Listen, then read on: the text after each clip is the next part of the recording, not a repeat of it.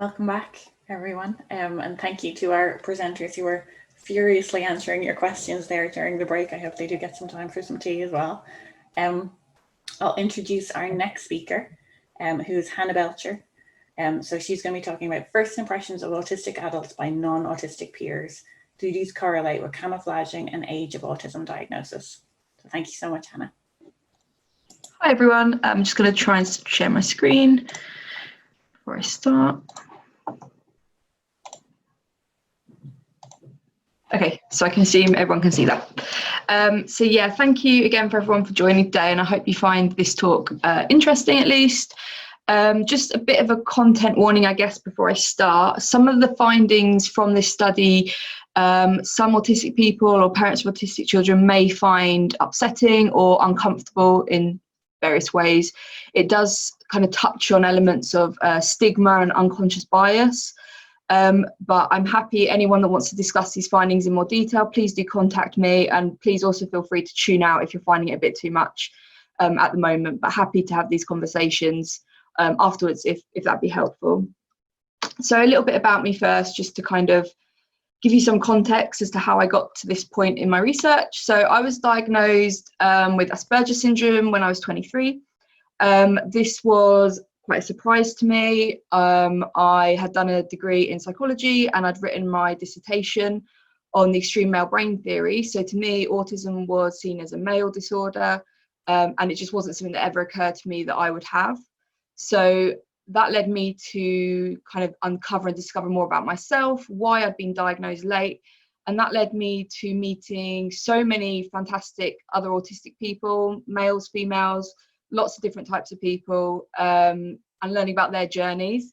So I guess another thing I want to point out before I give you this talk is that when I speak about gender a lot, but actually what we're talking about is typical behaviours, and that I'm very aware that a lot of this research is quite binary in terms of how it looks at gender, and that for some autistic people they display a mixture of different traits.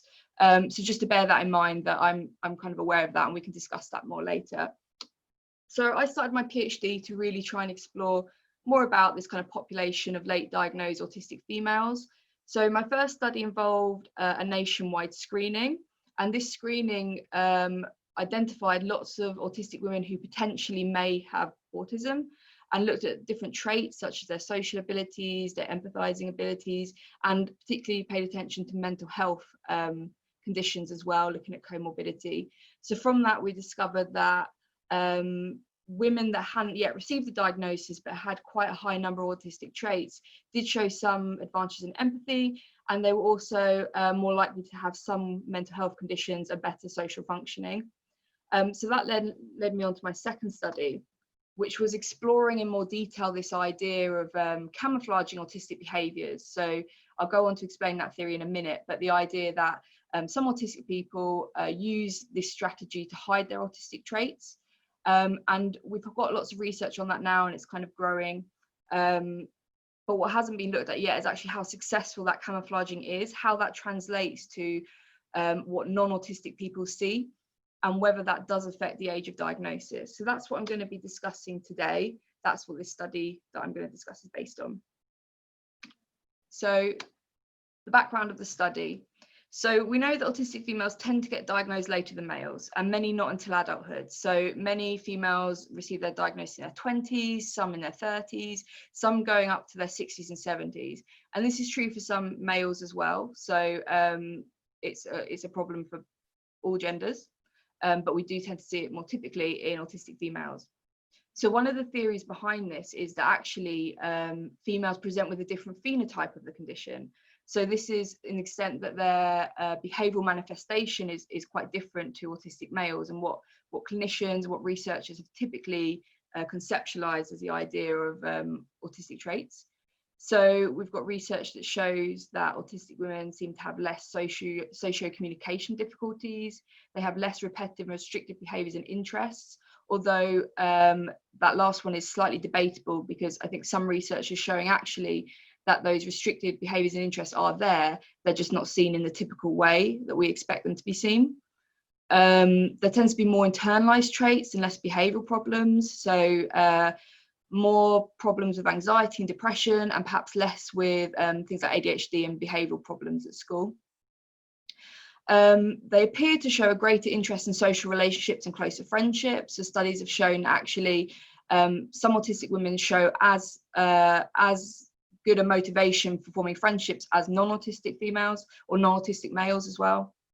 And then we have this idea of social camouflaging. So this is the idea that we use a number of strategies to appear non-autistic. So that might be social mimicking, assimilation.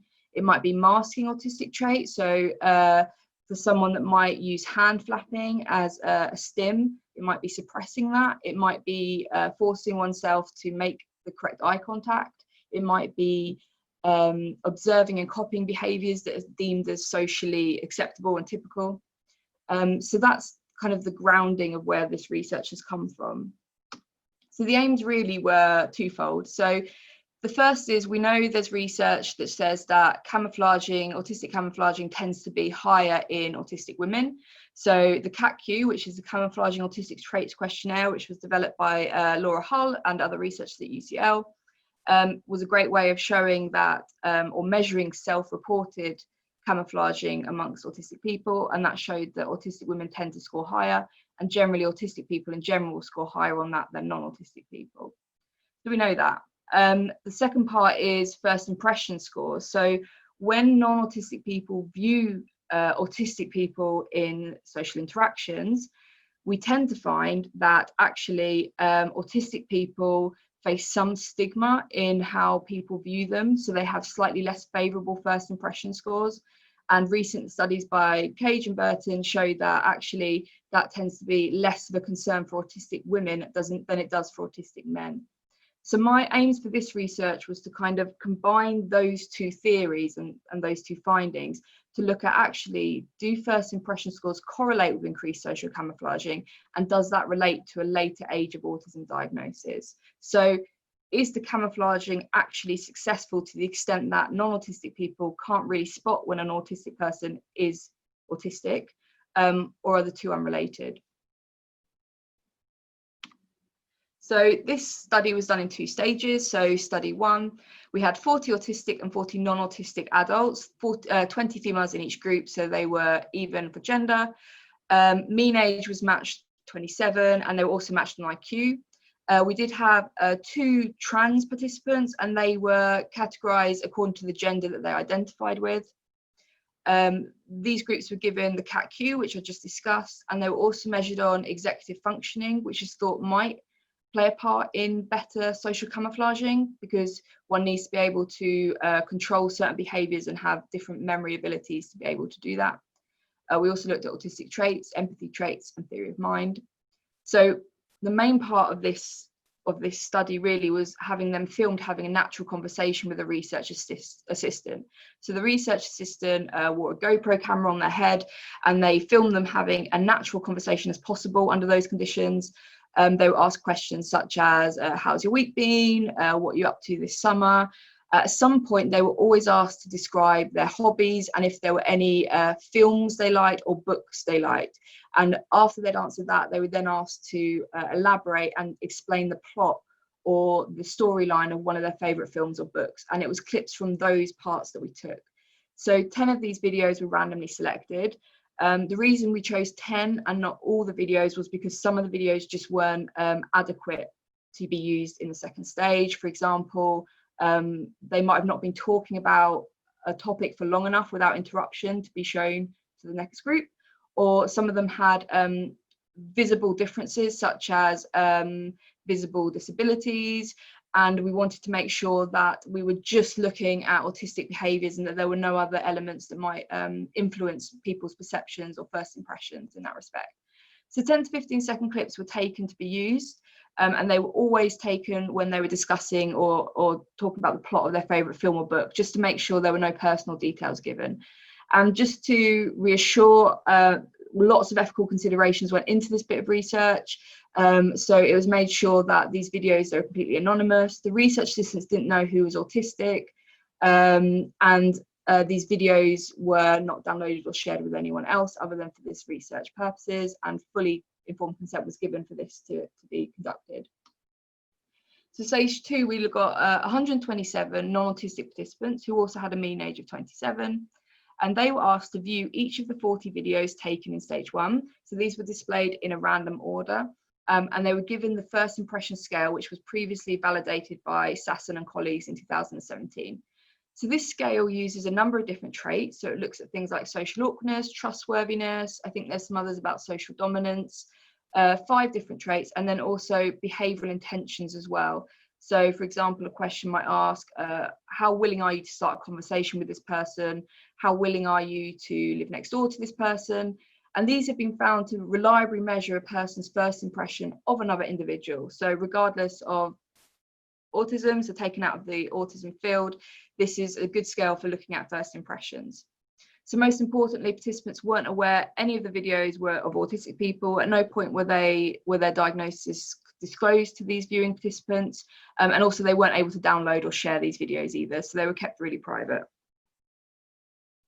So what did we find? So we did find, as predicted, that autistic participants did score higher on the CAQ. So they did demonstrate more social camouflaging than non-autistic participants, but actually we didn't find a difference between males and females on that scale.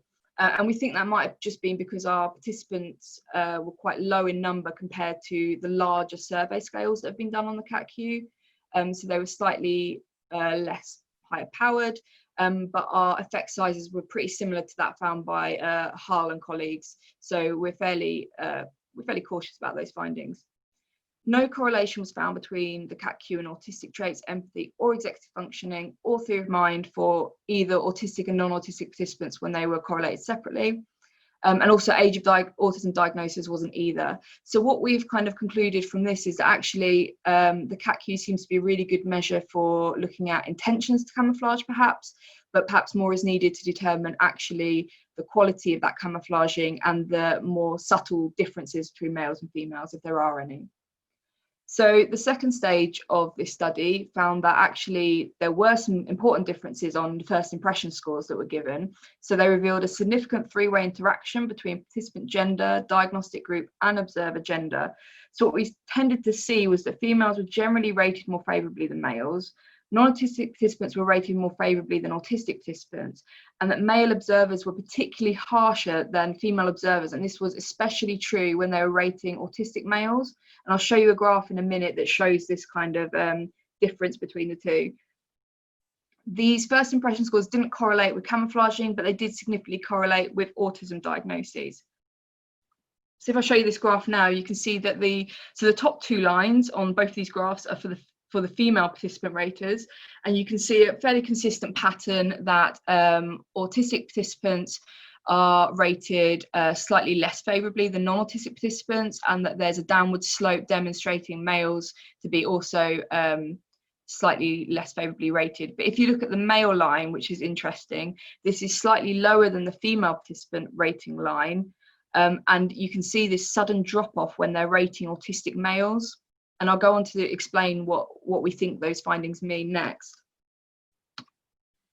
So what have we concluded from this? So it seems to be that autistic females do demonstrate an advantage over autistic males in terms of social behaviours, appearing less atypical to non-autistic peers. And this is just at least as far as first impressions made to others go. So we don't want to spread our net too wide with understanding what this means, but it does appear that for some reason, autistic females aren't appearing in the same way as autistic males, and they're being judged slightly differently. So it does remain clear if this is due to social camouflaging. It might be due to some unconscious social traits, such as social mimicry. It does appear to be related to a delayed autism diagnosis. So it does demonstrate that actually appearing less autistically typical might delay that autism diagnosis because people can't see beyond that kind of mask. So this may be because clinicians are less able to identify typical presentations of autism and less overt autistic traits in females. Or it might be that those traits are different and we just don't know enough yet for those to be spotted. So what's also, I think, of interest is that male judges were more harsh on their judgments. And I think for this finding particularly, it might explain why autistic boys often struggle more socially in forming friendships and playing with other children than autistic girls. So Dean, for example, found that autistic boys were more likely to be playing in solitary in the playground, whereas autistic girls tended to flit in and out of friendship groups. Not saying that autistic girls aren't struggling with friendships too, that's very common. It just seems to the outsider that it might be less obvious. So this also might result in less socialization and fewer opportunities to learn social behaviors from peers. So if autistic boys are being judged more harshly by their peers for their atypical behavior patterns, then it might be that they're not being included and having those kind of developmental opportunities that some autistic girls might be getting. So moving forwards and thinking about the impact of this research. So as I said at the beginning, these results might be upsetting to some autistic people. I know for me personally, it wasn't a joyous moment when I found a significant relationship between these groups. It's quite sad for me to find out that some autistic people do face that kind of stigma attached and that unconscious bias. It does seem to give some reason as to why autistic people would want to adapt their social communication and behaviours to avoid having that stigma attached to them or being ostracised. So they might mask autistic traits for that reason. But I think as well, it's important to note that there are really serious consequences to camouflaging autism. So there's generally heightened risk of suicide, poor mental health, and the delay in an autism diagnosis can deny some people from fully understanding their true identities and gaining the necessary support from that. And I think what I really want to highlight from this research is that the point of this research wasn't to say, oh, we need to make sure all autistic people learn to fit in more. It was the opposite. It was to say, actually, it's not up to the autistic person to learn to fit in. The stigma is coming from non-autistic people or society in general. And actually, I hope this research can be used for people to be aware of their unconscious biases and to try and mitigate some of those first impressions that they've formed, particularly, I think, for teachers and health professionals. So they can, with these results, mitigate maybe their biases of how they view autistic girls' social behaviours, so being able to see beyond that mask. And I think future research really needs to go into improving the lives of autistic people first and foremost, so supporting mental health and well-being and removing the stigma of behaving atypically. Studies have found actually that those first impressions improve when the non-autistic observers know that the people they're looking at are autistic. So it seems that they are able to then mitigate in their heads, oh, okay, so this is behavior that I aren't necessarily used to seeing, but I know why this is this, and therefore like this is acceptable to me. And part of that is, I think, a kind of double empathy of learning from both sides. So yeah, that is my research in a nutshell, and thank you for listening. And thank you, Hannah. It's very interesting to see how the different presentation factors affect first impressions. So to our participants, remember to use the Q&A button to send in your questions. And now we have Mélanie Gréaux, speech and language therapy provision for multilingual autistic children in the UK and India. Hi, thank you very much for having me, and I've really enjoyed all the previous presentations, so it's a great honor to be talking here as well. So yes, my name is Mélanie. I'm a PhD candidate at the University of Cambridge. I'm a non-autistic clinically trained speech and language therapist, but my clinical experience is quite limited, so my research is a bit more stronger with me, but I do have that clinical background. This presentation is based on my PhD work, which is looking at speech and language therapy provision for multilingual autistic children in the UK and in India.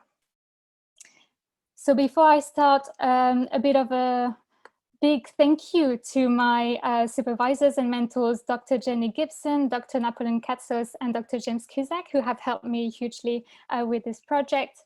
This project is funded by the ESRC in partnership with Autistica, and also a big thank you to my research partner in India, Action for Autism. They've really helped me a lot with the Indian side of this project.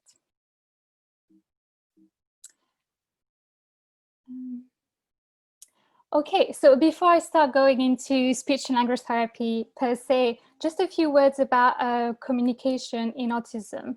So in the research literature, the social communication aspects have been hugely described, and it is one of the diagnostic criteria. So presenting with difficulties in this area is a diagnostic criteria. So it's really been talked a lot.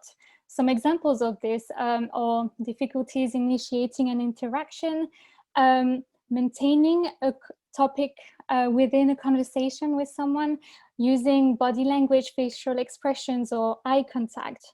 Also, the range of speech intonation has been talked about, and the ability to make pragmatic inferences. So these elements have been talked a lot in autism research, but we also know that it's not the full picture of communication and it's played out in autism. And this research festival really highlighted some of the co-occurring conditions of autism that can really add an extra layer of language and learning difficulties. So really we have very complex, very varied communication profiles in autism. And that variety is very important to keep in mind. So all the way from speaking no words and requiring quite a lot of support to be able to express basic needs or understand instructions, all the way to being extremely fluent and having slight pragmatic difficulties. So it really creates a whole range of abilities. Now, because of those importance of communication interventions have been a core aspect of research. And we really want to dig into that because it is also identified as a research priority by the autism community. So we really want to see which interventions are effective to support language and communication. It's important to look into that as well because it is promising. We have early evidence suggesting that some interventions are associated with positive outcomes. And maybe most importantly, we know that language and communication abilities are some of the best predictors for enhanced quality of life in autistic adults. So really, if we can scaffold and support those that have communication or language difficulties, we can maybe increase their chances of having a higher quality of life. And that's really where we want to bank. Now, speech and language therapists are trained practitioners to support communication difficulties. So they probably are the most well-placed to implement those interventions. So we really wanted to dig a bit more into their practice. So when we saw a lot of promising evidence for speech language therapy interventions for monolingual autistic children, we actually saw that it is very difficult to integrate linguistic and cultural diversity within those interventions. Some of the challenges that speech language therapists face may be linked to limited research evidence. So as has been highlighted in previous presentations, a lot of research has been done in the UK, in the US, Canada, Australia, but not a lot in other contexts. So it is difficult when you have a child that speaks another language or comes from a very different culture to really relate to how autism is perceived, for example. There's also very limited research that looks at autism in the intersection of bilingualism. So the cognitive elements that are into play, is bilingualism an advantage or not? We don't know. So really, there is some research evidence that is increasing, but we really still don't know enough so that speech language therapists can embed and implement that in their practice to really have the most impact for those children who speak another language or come from a different cultural background. Then there's also the lack of resources that has been highlighted by speech language therapists, particularly in the UK, where we may not have some activities, for example, in another language, or some assessments in another language. And therefore it makes it very difficult to integrate that linguistic diversity within practice. And another example I wanted to highlight was collaborating with others is probably a lot more difficult when you don't speak the same language.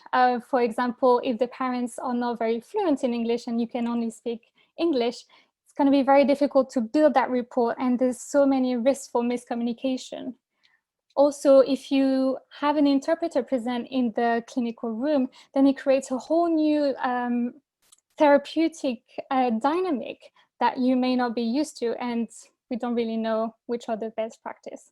So again, there is a little bit of evidence on that topic, but still not a lot. So we don't know, but we need to know more, and therefore this project is trying to look into that.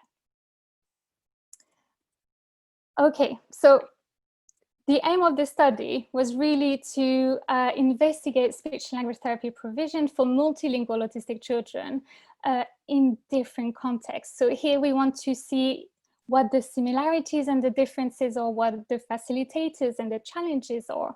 And coming from a different context, looking at maybe similar challenges, but from a different light could bring some interesting discussions. Maybe that could facilitate some of the identification of research gaps where research can really support clinicians to have the most impact to the intervention and therefore to the autistic children.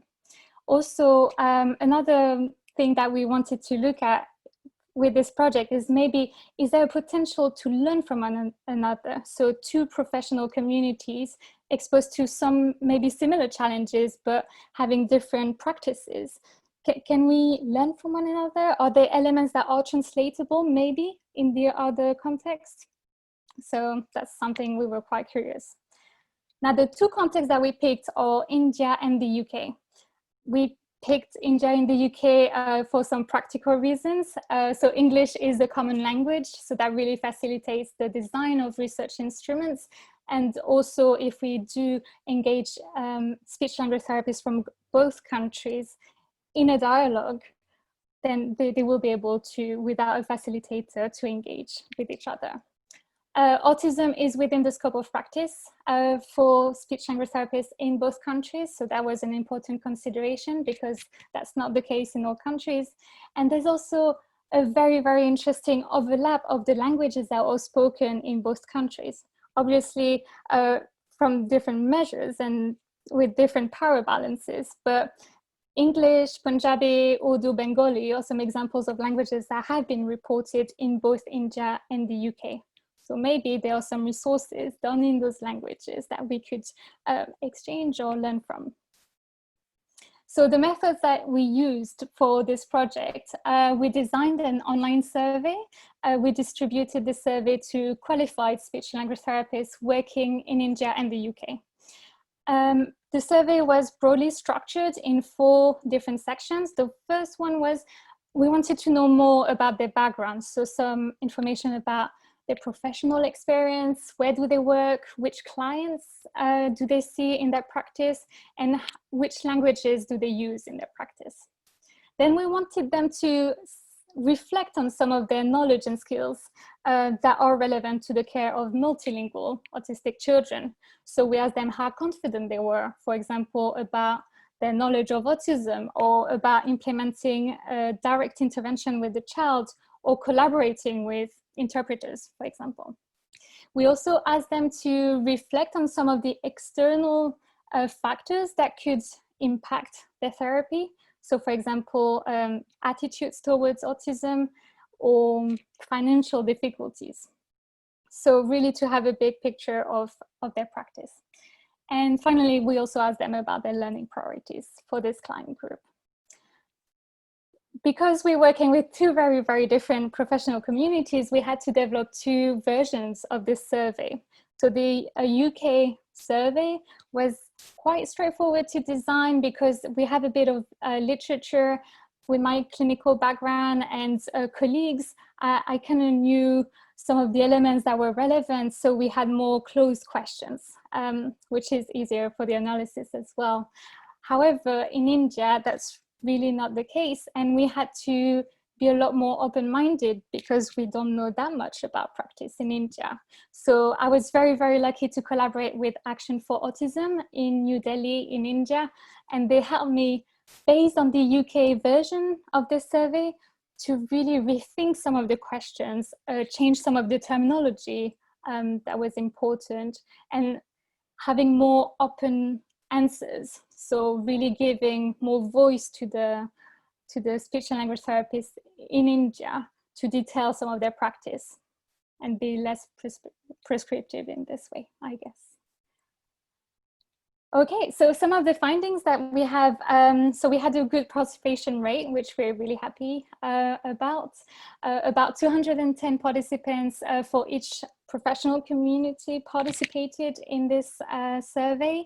And it would be huge to talk over all of the findings. So what I thought I would do instead is to give you two sets of examples of how speech language therapy practice in those two countries can be very different, but lead to some interesting research opportunities or opportunities for cross-cultural collaboration between therapists. And then the opposite scenario where we see that, oh, actually, speech language therapists in the two countries seem quite similar, but actually it is a lot more nuanced than that, and we have to be mindful. So really thinking about the potential for cross-cultural research in this field. So when we ask speech and language therapists about their language use and practice, speech and language therapists working in the UK overwhelmingly said that they were English native speakers, and just a few of them reported being fluent in another language. But interestingly, there's not that much overlap between those other languages and those that the children speak. And so understandably, a lot more reliance on interpreters. Now, in India, we saw almost the exact opposite profile. So speech and language therapists in India spoke a huge variety of different languages, and all of them reported being fluent in at least a second language. And again, here, very interestingly, actually, those languages, they overlap a lot with the children's languages. So they report using them in their practice. So here, speech and language therapists in India and the UK have a different experience of working with interpreters or using languages in a more naturalistic way. And that could create some opportunities to reflect and think about practice in a more innovative way. Another set of findings is to look at how the similarities that we saw within the surveys could actually be interpreted in a more nuanced way. So when we ask speech and language therapists about the external factors that hindered their provision for multilingual autistic children, they told us the exact same thing and in the same order. So the most impactful aspect was access to linguistically and culturally valid tools and resources. Then attitudes towards autism hindered their practice, and then financial difficulties. Now, linguistically and culturally valid tools, we can see how those can be translated in another setting fairly easily. However, attitudes towards autism and financial difficulties have to do with the society and how it's seen, and the services, the systemic ideas of the services. So here we may not be able to have the same solutions, but still engaging in a dialogue could help. So as my concluding remarks, I think I'm way over time now. Just one more minute, please. So this project is really looking at how to what the potential of having a practice-based approach is in research, and really trying to integrate more linguistic and cultural diversity, which has been missing a lot in autism research. So really harnessing those two elements to have more impact into the lives of autistic children who speak more than one language.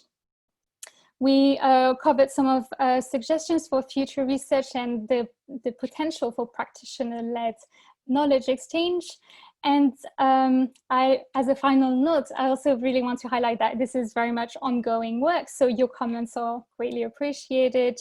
If you want a report of those findings, please get in touch, or if you have any questions, really get in touch with me. And thank you very much for listening.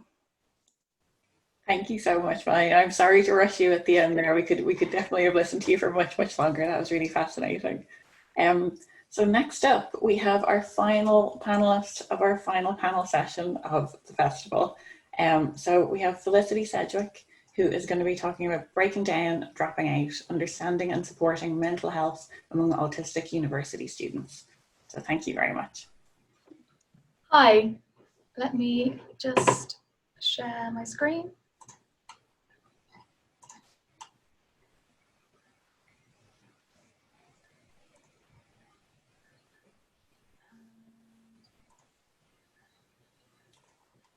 There we go. Now we all see just how slow my computer is. But while that's setting up, I thought I would give a bit of background as to who I am and where this project came from. So I'm a lecturer at the University of Bristol, and this project was funded with an internal grant to explore the mental health of the autistic students we have at the university. I'm going to try this again. We will go with this system, and you can just all see that I've got a million tabs open along the top of the screen. Perfect. So as I said, we wanted to look at the mental health of our autistic students because we know very little about that in Bristol, and it's something which I'm sure lots of people are aware we've been in the news quite a lot for in the last few years, having poor mental health amongst our students. And so the university is really pushing understanding where that comes from and how to improve it, how to help our students. We know that in general, autistic people have worse mental health than non-autistic people, and that this leads to worse long-term outcomes, not only in terms of traditional things like employment, but also in terms of the work that Sarah Cassidy does, looking at suicidal ideation, suicidal attempts, and sadly, suicidal completion. We also know that university is a time of transition, which can be particularly challenging for autistic people. And previous work with autistic students has highlighted that support really drops off when students come to university. And partly because of that, autistic students are more likely to drop out of university. And this has been linked to them having quite high levels of mental health issues, despite being very academically confident. So they're very capable of doing the work, but it's the social and support side of university that's more challenging. So in this study, and I will say I'm only presenting part of the data today, we've spoken to 24 autistic students across an entire academic year. They're aged 18 to 35, so a range from first year undergraduates to PhD students, and a mix of men, women, and non-binary people. And what I'm presenting today is the results of the interview study we've done with them. So at 4 points across the year, they've completed a load of questionnaires, and then we've also done interviews with them. Some of these interviews have taken place during the lockdown, so they've been in video as well as face-to-face, and that's meant that, understandably, quite a few people talked about the impact of COVID on their mental health as well. What I would highlight is that pretty much all of our participants in the interview study had mental health diagnoses, most commonly anxiety and depression. I've just talked you through that slide. So what people said to us was that there were three main themes around how they felt about their mental health and what impacted their mental health at university. So the move to independence, which for some people was really positive, but also had some challenges. Their relationships were really important, and that's why this talk fits into this session so nicely. The relationships our autistic students have are really one of the key positives, some of the key challenges, but also play into the support they receive and how well that support worked for them. Everything has shifted, perfect. It worked ideally in our test run this morning. Talking about the positives of independence and coming to university, several people told us that coming to university gave them increased control over their own life. And I've got quotes from people throughout these slides that highlight just how strong those feelings were. So people felt that the increased independence was really good. It gave them a lot more freedom. And actually, because of that, their relationships with people improved. So their relationships with people they lived with or with their family, because they felt like they were living the life that suited them best and enabled them to account for their own needs in the strongest way. And that often came down to having increased and self-directed routines. So creating their own routines, their own structure in their day. The ability to focus on their subject and their own interests was also really positive for people. Someone said that they forget about the things that make them anxious because they can think about the bigger stuff. They can focus on their subject, which is a special interest. And also people who took extra time preparing for university so that they felt like they were really ready to come and focus on their subject. There are, of course, also challenges to being independent. Adapting to an independent lifestyle is a challenge for all students, I think. But for autistic students, they really highlighted that it was the change to being at university and to running their own lives that was quite difficult, rather than once they got there and got established, the actually being at university and dealing with university. Some people also found it quite difficult to manage their mental health during that transition and during that move to independence, because the support they'd had previously hadn't prepared them for how to think about what is my autism and what's my anxiety, for example. And also that independence for some people meant that they weren't being watched by their families in the same way. And so some people talked about how they self-harmed more, or they restricted their eating more if they had an eating disorder, because they weren't having that monitoring from other people. And some people also talked about concerns about not living up to the expectations of university. They either were comparing themselves to other people and feeling like they were doing university wrong in some way, or were concerned that university wasn't everything they'd hoped it would be. And they found that actually being independent and dealing with that was quite challenging, because they didn't feel they had the same relationships to talk to people as they would have done at school, for example. Speaking of relationships, this was a really major theme for all of our participants, and lots of people had very positive things to say, which is great. We want that for all of our students at any university. So lots of people talked about how they've made friends and actually felt that their friends were much better and stronger than the friends they'd had at school, for example, because they were people they'd met through societies or through things that were genuine interests rather than just being in the same class. Somebody else talked about the fact that they finally have other friends who are autistic now, who they'd met through the Bristol Autism Society, which again was really positive and really helped them put their own needs into perspective and understand that it is normal for an autistic person. They also, for some people, had really great things to say about their positive relationships with autism knowledgeable staff.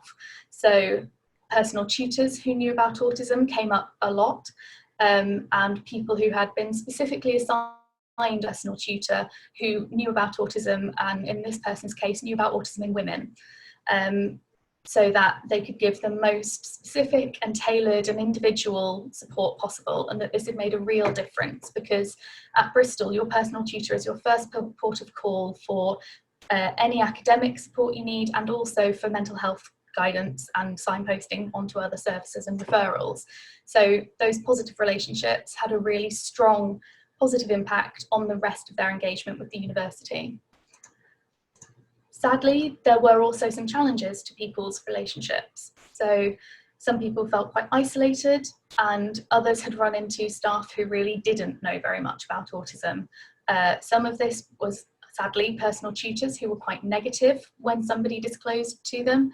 And also in some cases going to lectures about autism where the lecturer assumed that there could never be an autistic student in their class, and so used language and terminology that was quite belittling and quite problematic, and then was shocked when she was approached by the student to say, I found that quite upsetting. Socialising came up as well, so not just the positives but just the ways of socialising that are available at university. So everything from halls, which for some people had gone really well and for some people had gone quite badly, and that depended a lot on individual characteristics and what you preferred.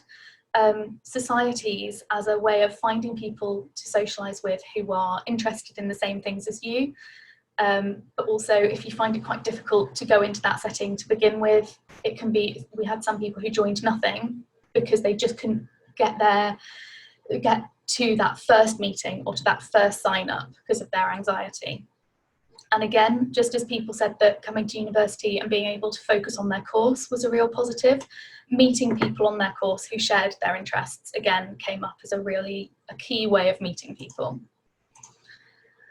So we also asked our students about the support they'd had at the university, what had gone well and what they would recommend for improvement. And some of the things that had gone quite well was that lots of our students had accessed adaptations to their course requirements. So for some people, they no longer did exams, or they didn't have to do presentations. And for other people, there had been some difficulties in how that support had been organised. So the transfer between services, again, that transition period is very difficult and is not always joined up. And actually within the university itself, our support is not brilliantly joined up for students who struggle to navigate administrative systems.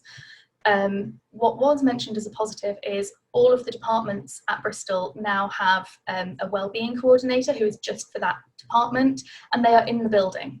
So students are used to seeing them around, and they said that they found that made it much more approachable and much more usable as a service.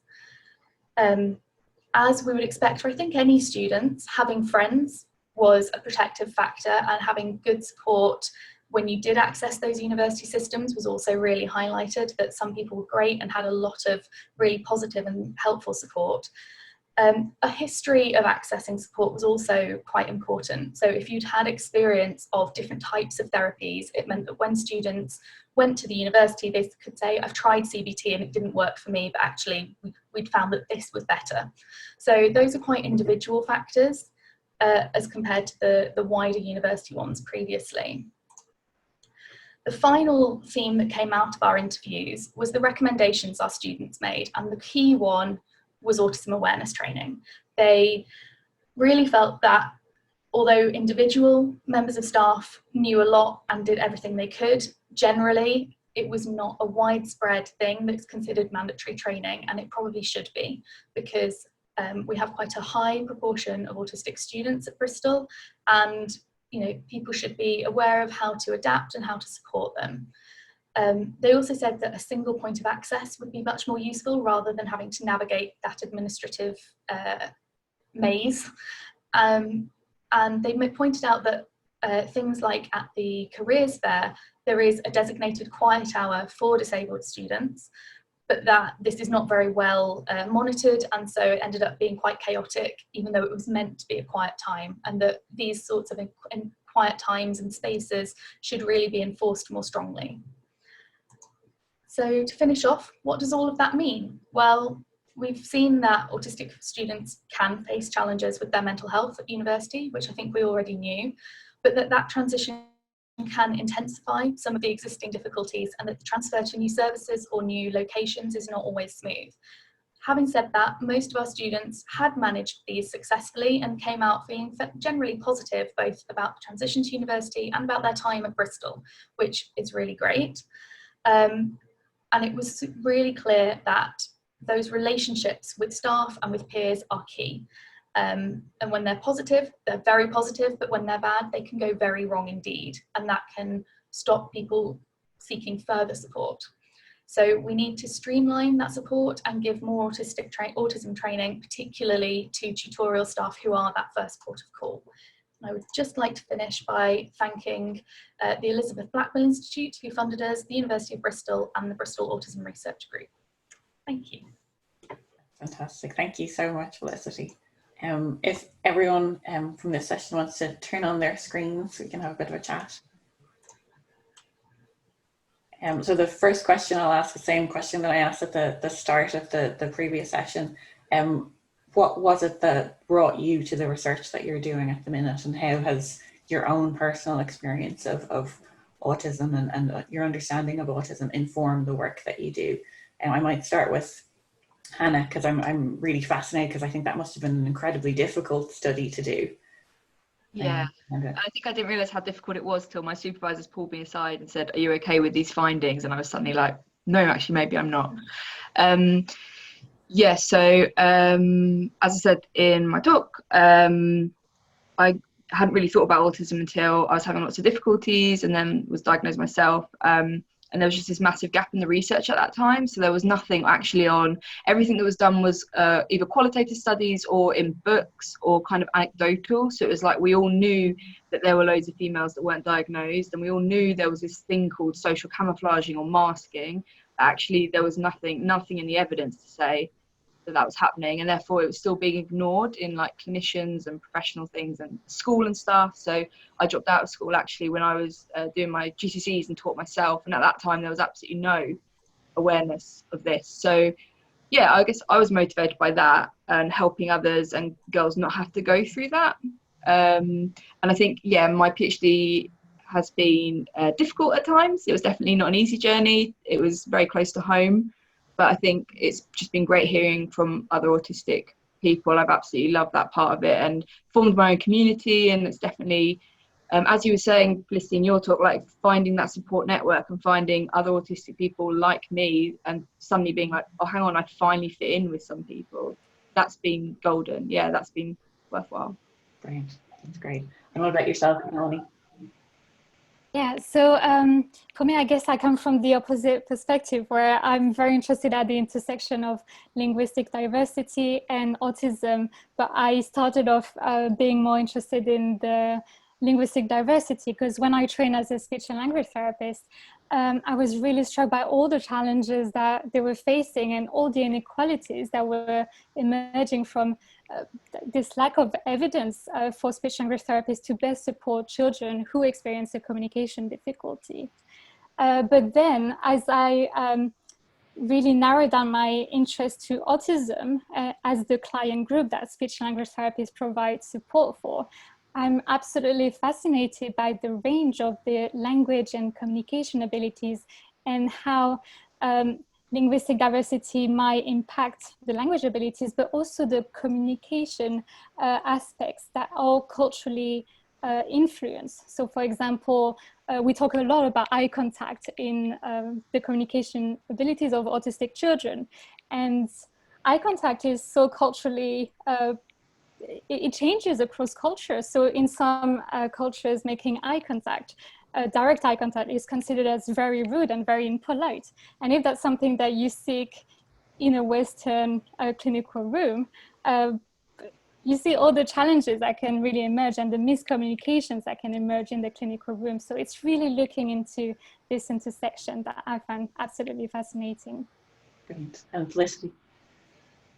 So I came to autism research the long way round, really. I started out as an archaeologist and taking social anthropology, got really interested in the sort of anthropology of childhood development, so how childhood is different in different cultures.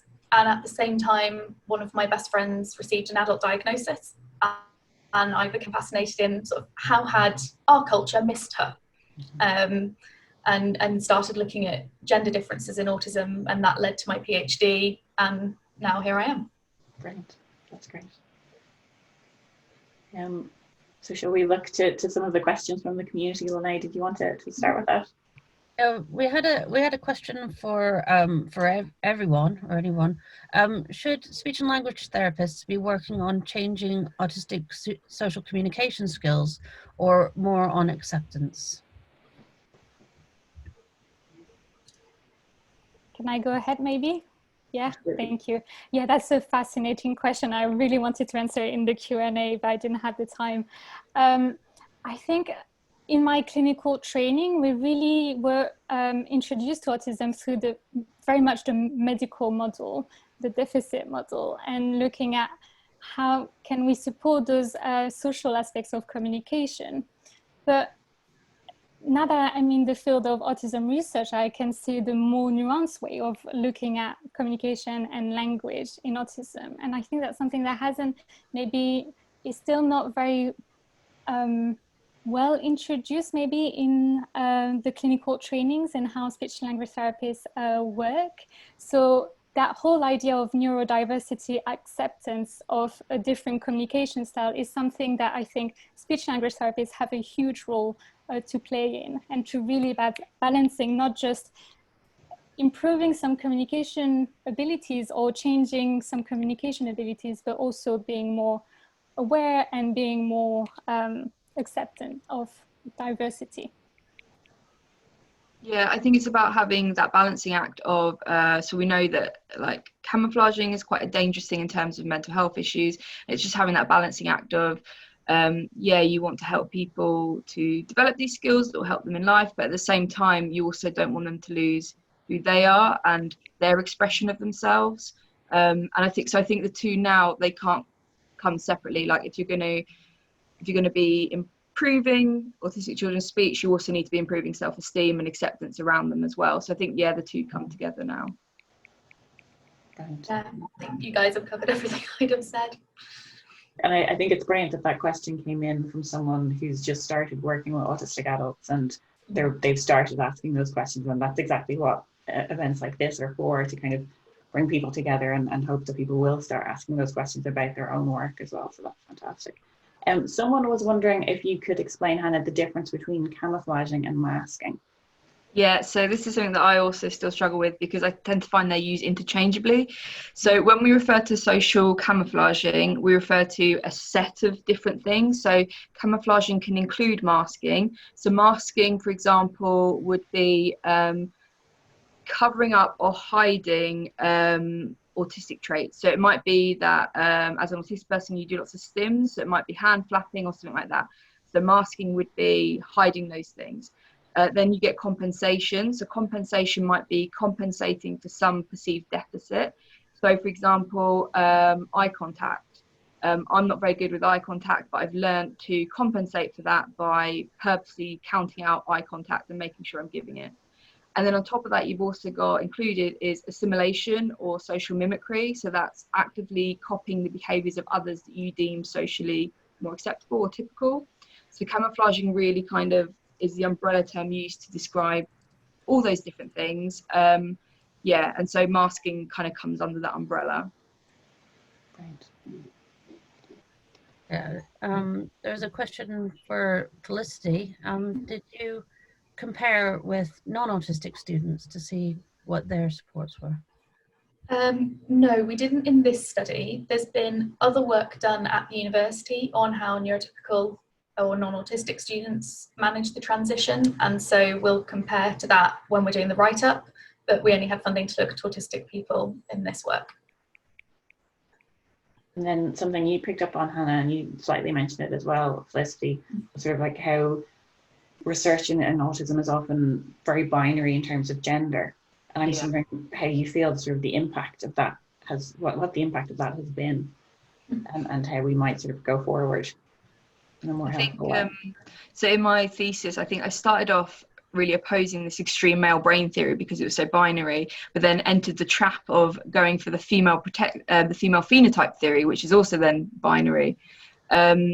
So yeah, I think that is a trap at the moment that we're trying to recover from or trying to emerge. And I think it's just about including in participant numbers lots of different people, including all genders, and trying to get those comparisons. I mean, historically it's difficult because when you do a research study, you don't usually get enough trans participants or non-binary participants actually quantitatively measure them. So that makes it more difficult, but I think it's definitely something we should actively now be trying to include in some way. Yeah, I mean, all of my PhD was on the relationships of autistic girls and women. It was quite narrowly defined, and all of my work since has actively included non-binary and trans participants. But as Hannah says, it's often that they are a much smaller group, and therefore you can't do stats, although you can do still qualitative work and look at qualitative differences. But even when I've had a study that did have lots of autistic non-binary people, there were very few non-autistic non-binary people to compare them to. So you're limited in what you can say about how broad those experiences are. Brilliant. Okay, so just one final question for everyone. What would you see as the next steps in your research?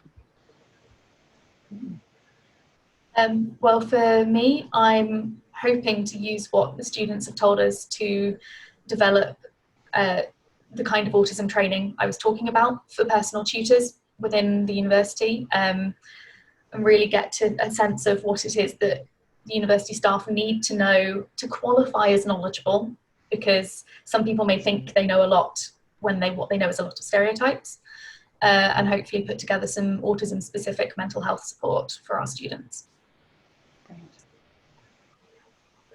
I think for me, I want to try and take what I've got and make something useful of it. So I'm looking at continuing with the research, but looking more into kind of the area of support and therapy that can help women and men that are struggling with autism diagnoses because they've been camouflaging, because they haven't developed self-esteem because of the environment around them.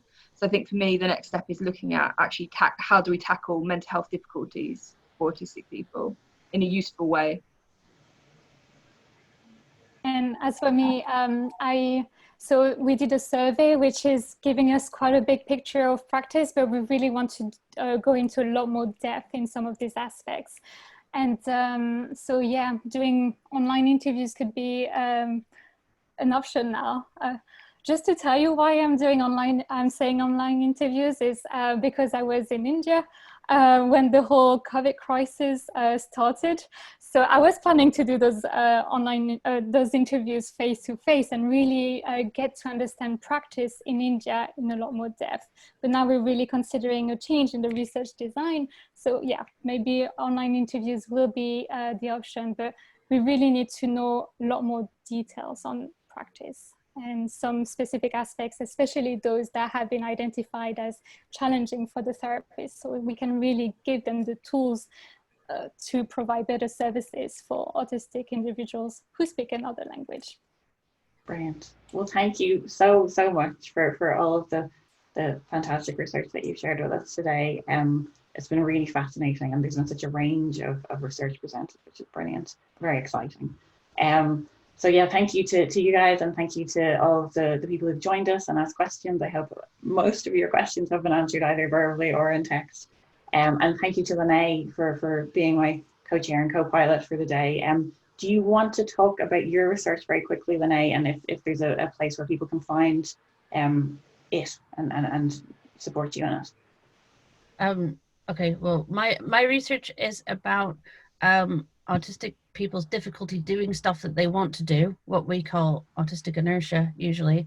And I'm on Twitter as Autistic Inertia, and I have a blog that I never get around to writing on because I have inertia. That's autisticinertia.com. Brilliant, that's great. So this is our last panel session of the festival. We do have keynotes happening tomorrow. They kick off at 10 o'clock. So join us for those. If you want to know more about Autistica, you can go to our website, autistica.org.uk, and also join our Discovery Network. Hopefully the links are being put in our chat at the moment. Yeah, so if you want to know more about research and get involved in research, that's where you can do it. Thank you so much for joining us. See you tomorrow. Bye-bye. Thank you. See you.